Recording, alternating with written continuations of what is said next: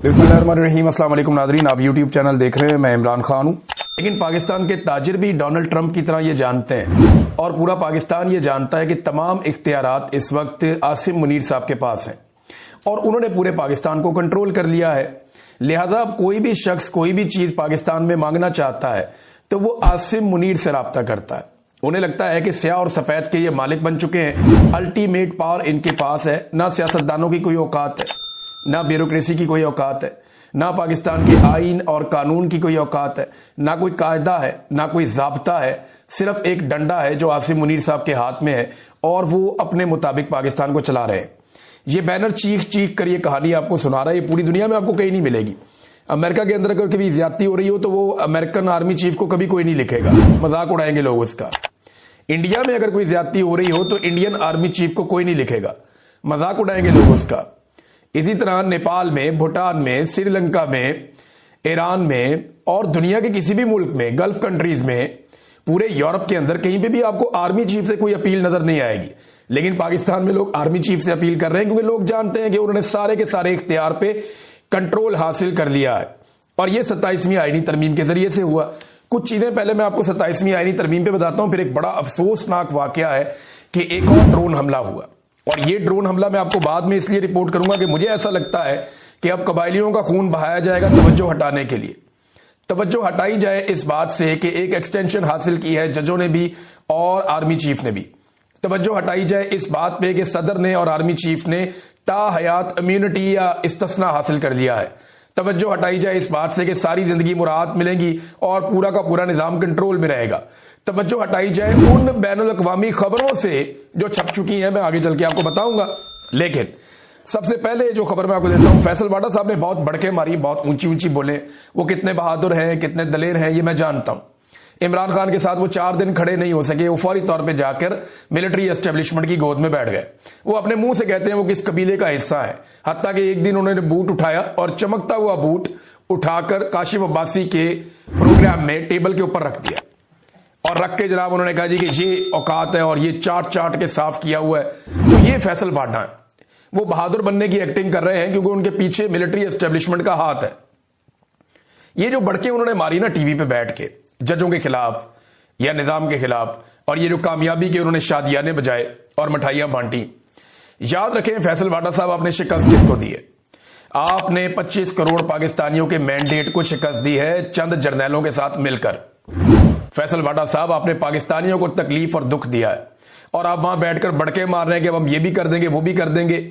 ये वो चीजें जैसे यहां पे पंजाब में या किसी दूर दराज इलाके में, दही इलाके में कोई लड़ाई झगड़ा हो जाए, कोई एक पार्टी जीत जाए तो वो ऐसे बड़के मारते हैं दूसरी पार्टी को जो है वो तकलीफ देने के लिए। तो वाडा साहब आपने पूरे पाकिस्तान को तकलीफ दी है, मुबारक हो आपको। और आप याद रखिएगा जब पाकिस्तान खड़ा होगा तो आप कहीं दिखाई भी नहीं देंगे और फिर आपकी सियासत दफन हो जाएगी हमेशा के लिए। तारीख आपको हमेशा एक टाउट के तौर पे याद रखेगी, इससे ज्यादा आपको क्या याद रखेगी तारीख, जो आप हरकतें कर रहे हैं। अब नाजरीन, ये तो एक जजों को बुरा भला करने का और कहने का जो एक सिलसिला है वो चल रहा है, लेकिन जरा गौर करें ये जज हैं कौन जिनको बुरा भला कहा जा रहा है। यानी इन्हें बुरा भला कहने का तो जवाब ही कोई नहीं है। सादी बात यह है, ये वही अतर मनउल्लाह साहब है ना जिन्होंने मियां नवाज शरीफ साहब को स्टाम्प पेपर पे पाकिस्तान से बाहर निकाल दिया था। भाई ये तो आपके अन्नदाता थे, भाई ये तो आपसे बहुत प्यार करते थे। और यही वो अतर मनउल्लाह साहब हैं जिन्होंने हुक्म दिया था कि मुझे इस्लामाबाद से गिरफ्तार नहीं किया जाएगा, लेकिन जब मुझे इस्लामाबाद टोल प्लाजा से गिरफ्तार किया गया तो इन्होंने वो मामला पेंडिंग कर दिया था, हालांकि ये मुझे बरामद भी करवा सकते थे। ये वही अतर मनउल्लाह साहब हैं जिन्होंने आधी रात को जब रिजीम चेंज ऑपरेशन हो रहा था तो अदालत लगा ली थी कि कोई मार्शल लॉ पता नहीं लगने लगा। तो इनसे तो आप बहुत प्यार करते थे, आप सबको लगता था बड़े शानदार जज है। आज आप उनके ऊपर कीचड़ उछाल रहे हैं। ये जस्टिस मंसूर अली शाह साहब वही जज हैं जिन्होंने बड़ी मदद की थी काजी फायज ईसा की। यानी जस्टिस अतर मनउल्लाह ने और जस्टिस मंसूर अली शाह साहब ने काजी फायज ईसा साहब की बड़ी मदद की थी उनके मुश्किल वक्त में।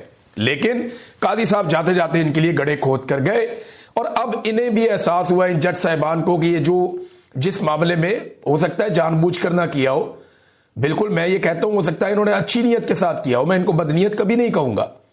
बाद औक़ात आप ऐसी चीज करते हैं आपको लगता है ये पाकिस्तान के मफाद में मुल्क को आगे बढ़ना है, लेकिन आपसे गलती हो जाती है। तो गलती हो गई, इन्होंने जो सपोर्ट की गलत निजाम को। और आज वो निजाम इनके गले पड़ा है। इसी तरह जो जजेस आज मौजूद है ना, कल ये चीजें उनके गले पड़ेंगी। ना सिर्फ उनके गले पड़ेंगी बल्कि ये जो हुकूमत के अंदर लोग मौजूद हैं उनके गले भी पड़ेंगी। मिसाल के तौर पे ये फवाद चौधरी ने एक बड़ी जबरदस्त बात की है। उन्होंने कहा जी कि नून लीग और पीपल्स पार्टी की लीडरशिप ने 26वीं और 27वीं तरमीम के जरिए अदलिया, सियासत और जमहूरियत का खात्मा नहीं किया बल्कि खुद अपने डेथ वारंट्स भी साइन किए। 3 साल में पाकिस्तान की सियासत में दोनों जमातों और उनकी लीडरशिप मुकम्मल तौर पर बाहर हो जाएगी। इन जमातों ने इस शाख को ही काट दिया जिस पर वो बैठे हुए थे। कोई अहमक ही ऐसा कर सकता है जो इन जमातों ने किया। अब मुल्क में सिर्फ 2 चॉइसेस हैं, या तो इमरान खान बहुत बड़ी ताकत बनकर आ जाएंगे या मुल्क मुकम्मल तौर पर गैर जमहूरी और शख्सी हुकूमत में यानी आसिम मुनीर साहब के कंट्रोल में चला जाएगा। दोनों सूरतों में इन जमातों का किरदार खत्म हो जाएगा। इन आईनी तरामीम ने 8वीं तरमीम के खात्मे से जो बैलेंस कायम किया हुआ था उसे हिलाकर रख दिया है। हाइब्रिड निजाम अब नहीं चल सकता।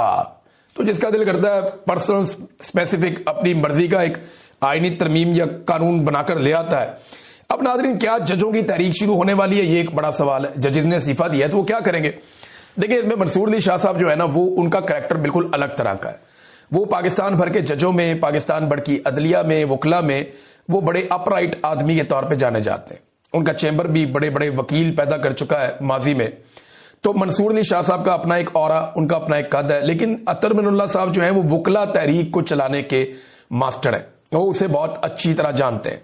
जाहिद कशकोरी साहब ने एक चीज रिपोर्ट की है कि अतर मिनुल्लाह साहब ने अप्रोच किया कि अब वो लॉयर्स को गाइड करेंगे एक मूवमेंट शुरू करने के लिए, और कंसल्टेशन प्रोसेस जो है वो स्टार्ट हो चुका है। और एक साबिक वजीर हैं जो लॉ मिनिस्टर हैं वो, और 7 के करीब को रिटायर्ड जजेस हैं जिनमें एक चीफ जस्टिस भी हैं रिटायर, और बहुत बड़े 11 जो लीडिंग लॉयर्स हैं पाकिस्तान के वो भी इस्लामाबाद में इकट्ठे हुए हैं। और अभी पाकिस्तान तहरीक इंसाफ इसमें क्या रोल प्ले करती है वो भी उन्होंने सवाल उठाया। लेकिन मामला ये है कि वकला की तहरीक अगर शुरू होती है तो वो नुक्ता आगाज होती है किसी भी जाबिर और फस्तायत पर मबनी हुक्मरान की हुक्मरानी के खात्मे का। ये नुक्ता आगाज है खात्मे का अगर तो वकला तहरीक शुरू होती है। मैंने अगर का लफ्ज इस्तेमाल किया क्योंकि वकला के ऊपर जितना पैसा खर्च किया गया है वो भी बड़ी तबाही फेरी गई है, बड़ी तबाही फेरी गई है। बहुत पैसा वकला के ऊपर खर्च किया गया। अब देखना यह है कि वकील इस मर्तबा पैसे की तरफ देखते हैं या वो ये देखते हैं कि हमें आज़ाद और बेहतर अदलिया चाहिए जिसको मुकम्मल तौर पे कंट्रोल कर लिया गया है। नादरीन, इस्लामाबाद के जो जजेस हैं उन्हें अब दूसरी अदालतों में भेजा जाएगा। लाहौर को भी जो इंसाफ पसंद जजेस हैं उनसे पाक किया जाएगा ताकि पंजाब में और इस्लामाबाद में मुकम्मल कंट्रोल रहे फस्तायत का, जबर का, जुल्म का, इंसानी हकूक की पमालियां होती रहे, कोई पूछने वाला ना हो। तो यहां से जो इस्लामाबाद से किया जाएगा, मोहसिन अख्तर कियानी साहब को, सरदार एजाज इसहाक साहब को, जस्टिस तारिक महमूद जहांगीरी साहब को, जस्टिस बाबर सत्तार, इस तरह के लोगों को निकाला जाएगा अदालतों में से। इसी तरह लाहौर में भी 10 जजों की लिस्ट है जिन्हें लाहौर हाई कोर्ट से भी निकाला जाएगा ताकि मुकम्मल कंट्रोल किया जा सके पाकिस्तान की अदलिया के ऊपर और हाई कोर्ट्स के ऊपर स्पेशली। अब इन जजों को फैला दिया जाएगा, किसी को बलूचिस्तान भेज देंगे, किसी को सिंध भेज देंगे, किसी को खैबर पख्तूनख्वा भेज देंगे ताकि निजाम को मुकम्मल तौर पर कंट्रोल में लिया जा सके। हो सकता है इनमें से कुछ जजेस इस्तीफा भी दे दें। नादरीन, अंसार अब्बासी साहब के ऊपर बहुत तनकीद हो रही है और देखें कुछ लोग अल्फाज अच्छे इस्तेमाल नहीं कर रहे लेकिन दलील से बात करनी चाहिए। अंसार अब्बासी साहब ने ये जो खबरें दी है ना 27वीं आईनी तरमीम की, वो उन्होंने उनकी तहरीरों में से एक खुशी झलक रही थी, जैसे उन्होंने इसको बड़ा सेलिब्रेट किया है और वो बड़े महजूज हो रहे हैं। यानी 27वीं आईनी तरमीम पे जो लोग बड़े महजूज हुए, जिन्होंने बड़ा इंजॉय किया कि ये बहुत अच्छा हो गया, उनमें और जिनको पहले एस्टेब्लिशमेंट ने बता दिया था कि हमने ये काम करना है। अंसार अब्बासी साहब वो आदमी है जिन्होंने पहले बताया था कि एस्टेब्लिशमेंट ये भी करेगी, ये भी करेगी, ये भी करेगी, ये भी करेगी, क्योंकि एस्टेब्लिशमेंट ने उनको पहले से आगाह किया होता कि ये सारे काम हमने करने हैं तो ग्राउंड बनाई जाए। तो वो सारे काम एस्टेब्लिशमेंट ने किए। अब वो कह रहे हैं जी मेरा क्रेडिट है, मेरी ये खबर है। ये खबर नहीं है, ये जुल्म और फस्तायत की अनाउंसमेंट है जो आपने पहले की थी, ये जबर की अनाउंसमेंट है जो आपने पहले की थी, ये अदलिया की तदफीन की और आइन का बेड़ा गर्क करने की अनाउंसमेंट है जो आपने पहले की थी और उनके कहने पर की थी जिन्होंने ये सारा बेड़ा गर्क किया है। तो नादरीन, इमरान खान साहब का बहुत है बस, सिर्फ और कुछ नहीं है, वही इनसे ये सारा कुछ करवाता है और लगातार करवाता चला आ रहा है। आलमी मीडिया में जो खबरें आई 27वीं आईनी तरमीम के हवाले से वो बड़ा इंटरेस्टिंग है।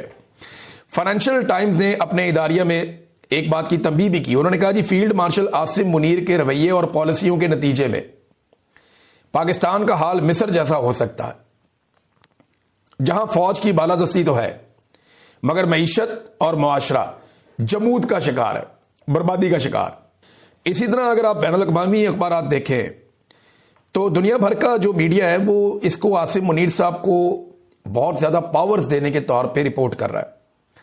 द न्यूयॉर्क टाइम्स इसको रिपोर्ट करता है कि Pakistan army chief gets expanded powers and life long immunity, कि बहुत ज्यादा ताकतें उनको मिल गई हैं और उनको सारी जिंदगी के लिए एक इस्तिस्ना भी मिल गया है।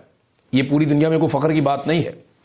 आप अरब न्यूज पे जाएं, ऐसी रिपोर्ट कर रहे हैं। द गार्डियन इसको रिपोर्ट कर रहा है, Pakistani parliament votes to give army chief new powers and legal immunity. यानी ये तो बहुत ताकतवर हो गए ना, तो आर्मी चीफ को इतनी ताकत देने का मकसद क्या है? यानी आप नया हथियार दे देते हैं फौज को, उससे फौज ताकतवर होती है। आर्मी चीफ को इम्यूनिटी देने का मतलब यह है कि अब शायद मौजूदा आर्मी चीफ को यह लगता है कि जैसे एक फौज के अंदर पुरानी एक रवायत आ रही है कि वो अपने रिटायर होने वाले आर्मी चीफ को कुछ भी नहीं होने देते, शायद वो रवायत टूट जाए आसिम मुनीर के मामले में। और कल साबिर शाकिर भाई एक क्लेम कर रहे थे कि शायद इनका ये वो सिपहसालार हों जिनका कोर्ट मार्शल गालिबन हो जाए, इस तरह वो बात कर रहे थे। तो मुमकिन है ये हो जाए, क्योंकि साबिर भाई ने बड़ा लंबा अरसा एस्टेब्लिशमेंट को कवर किया है, वो जानते हैं बहुत सारी चीजें। और ये जो एक बड़ी पावर हासिल की है, यानी 8 साल का टर्न्योर हो जाएगा जो इन्होंने अपने आप का सिस्टम इन्होंने बनाया, और अगर उसके बाद दोबारा एक्सटेंशन लेते हैं तो 13 साल का हो जाएगा। लेकिन यहां किसी ने कल नहीं देखी, आज की रात नहीं देखी, कल की सुबह नहीं देखी, तो वो कैसे ये कह सकता है कि वो इतना लंबा टाइम निकालेगा? ये तो मेरा रब जानता है कि कौन कहां रहेगा और कितना लंबा टाइम निकालेगा। नादरीन, एक खौफनाक इंसिडेंट हुआ खैबर पख्तूनख्वा में, बहुत सारे लोग इसको रिपोर्ट कर रहे हैं, MNA इसको रिपोर्ट कर रहे हैं जो वहां के मकामी हैं, जो लोग गए और जाकर वो मिले जख्मियों से वो भी रिपोर्ट कर रहे हैं कि खैबर पख्तूनख्वा में 2 ड्रोन हमले, कुछ लोगों का ये दावा कि 2 ड्रोन हमले हुए। एक तो गंडापुर साहब का एक सोशल मीडिया की टीम के एक रुकन है, उन्होंने कहा जी कि जिला बाजोड़ में और जिला खैबर में ड्रोन हमले रिपोर्ट हुए, और उन्होंने मस्जिद का भी बताया कि मस्जिद के अंदर भी ड्रोन हमला हुआ है। तो ये 2 ड्रोन हमले जिला खैबर में और बाजोड़ में रिपोर्ट हुए।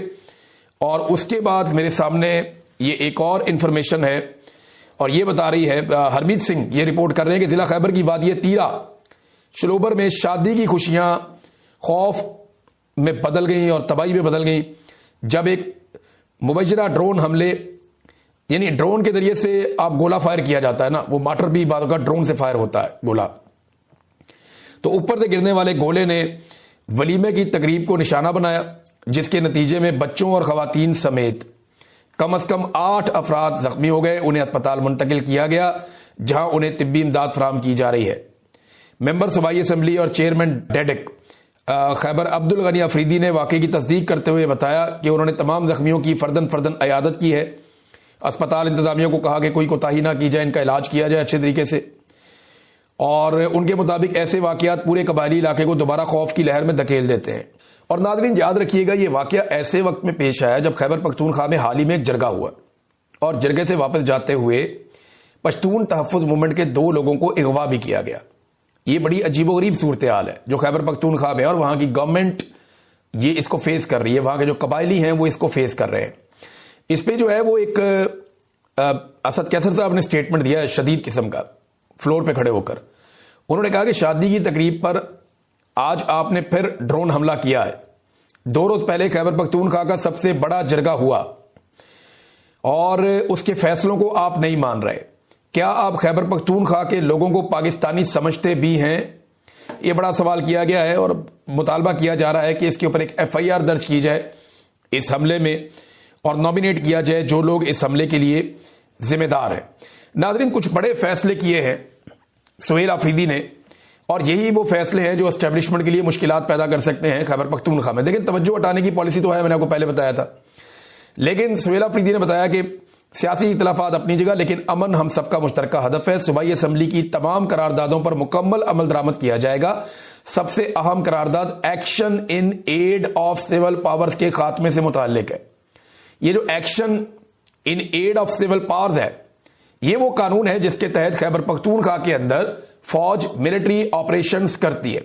ये कानून खत्म हो जाए तो मिलिट्री ऑपरेशंस खैबर पख्तूनख्वा के अंदर करने का फौज का जो लीगल कवर है वो खत्म हो जाएगा।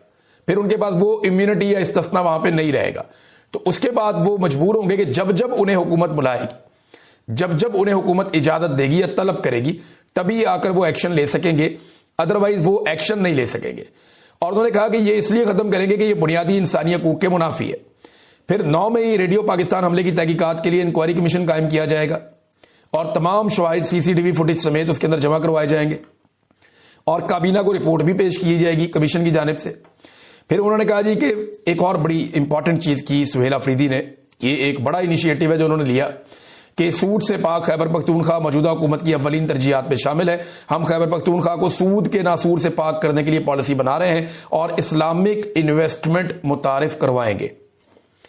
अब इसमें जो है वो हदायत जारी कर दी वज़ीर आला ने। मुजम्मल असलम बताते हैं कि उन्हें यह टास्क दिया गया कि सूद के निज़ाम के खात्मे के लिए पॉलिसी बनाए। सूद का अल्लाह और अल्लाह के रसूल सल्लल्लाहु अलैहि वसल्लम के खिलाफ ये जंग के मुतरादिफ है। हम इस्लामिक इन्वेस्टमेंट ला रहे हैं और इंशाअल्लाह सूबे को सूद के नासूर से पाक करेंगे। ये सुहेल अफरीदी ने काबीना के इजलास में गुफ्तगू की है। अच्छा, ये अब एक बड़ी एक्टिविटी है पाकिस्तान में। अगर ये होती है तो फिर बाकी सूबों के ऊपर भी दबाव बढ़ेगा, क्योंकि सूद के मामले में पाकिस्तान के जो उलमा इकराम है वो भी बड़े हसास हैं। इसके ऊपर अक्सर लोग बात करते रहते हैं। नाज़रीन, जैसे कि हमने आपको पहले बताया था कि वादे के ऐन मुताबिक अब पीपल्स पार्टी को आज़ाद कश्मीर में हुकूमत बनाने के लिए ग्रीन सिग्नल दे दिया गया। बंदे तो उन्होंने अपने पूरे कर लिए थे, तो अब वो आज़ाद कश्मीर में अपनी हुकूमत बना लेंगे और इसके लिए फैसल राठौर को नामजद भी कर दिया फौरी तौर पे पाकिस्तान पीपल्स पार्टी ने आज़ाद कश्मीर के वज़ीर आज़म बनाने के लिए। और इसके अलावा मैंने आपको ये भी बताया था कि 14 नवंबर तक ये 27वीं आईनी तरमीम पर हर हाल में काम मुकम्मल किया जाएगा और इतनी देर में ये अस्करी तंजीम आई भी, इसके ऊपर काम मुकम्मल भी हो गया। देखें, इतने अरसे में तो किसी तरमीम के जो बुनियादी खदोखाल है ना, वही तय नहीं होते।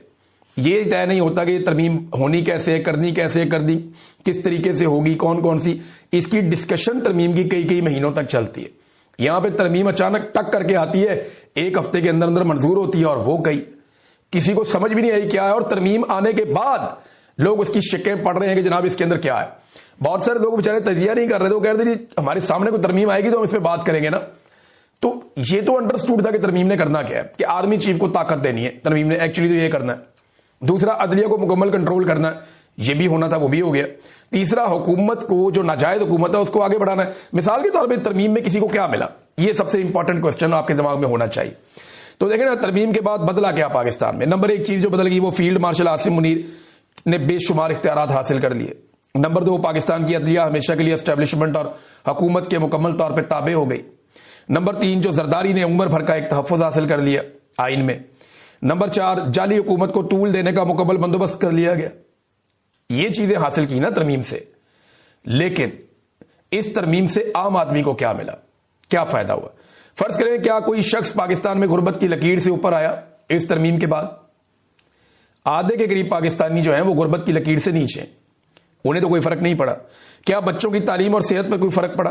क्या पाकिस्तान में नाइंसाफी बंद हुई इस तरमीम के बाद? क्या महंगाई में कोई कमी होने जा रही है इस तरमीम के बाद? क्या पाकिस्तान की गिरती हुई मईशत इस तरमीम के बाद बेहतर होने जा रही है? क्या सरमायाकार और सयाह भागे भागे पाकिस्तान का रुख करेंगे अब? ऐसा तो कुछ भी नहीं हो रहा और ना होगा इस तरमीम के बाद। क्या रोजगार की सूरत हाल बेहतर होगी? कोई नहीं। देखिए, ये अपनी तरमीम पे कैसे अमल दरामद करते हैं। कभी ना आप आइन को पढ़ें। आइन के जो पहले 40 आर्टिकल है ना, वो पाकिस्तानियों के बारे में, पाकिस्तानियों के हुकूक के बारे में, जो पाकिस्तानियों को पाकिस्तान का आइन, आम पाकिस्तानियों को जो हुकूक देता है हर शहरी को, उसके बारे में आइन के पहले 40 आर्टिकल हैं। आप उन्हें कभी पढ़ें। उनके ऊपर तो आज तक अमल दरामद नहीं हो रहा। आइन बने हुए लगभग 50 साल से जायद हो गए। 73 में आइन बना था, 2023 में 50 साल हो गए। 50 साल हो गए एक आइन को बने हुए और आज तक जो उसका हिस्सा आम आदमी से मुताल्लिक है उसके ऊपर अमल दरामद नहीं हुआ। लेकिन आप गौर करें कि एक आईनी तरमीम को हुए अभी 12 घंटे मुकम्मल नहीं हुए और फौरी तौर पे आईनी अदालत के जजों से हलफ भी ले लिया गया। अशराफिया अपने लिए कितनी रफ्तार से काम करती है, आप इसका अंदाजा लगा लीजिए। ये आपके सगे कभी नहीं हो सकते। आपको अपना हक खुद लेना पड़ेगा और एक दिन आप लेंगे। मैं जानता हूं हर एक की एक लिमिट होती है बर्दाश्त करने की और इस अंधेरे से बहुत बड़ी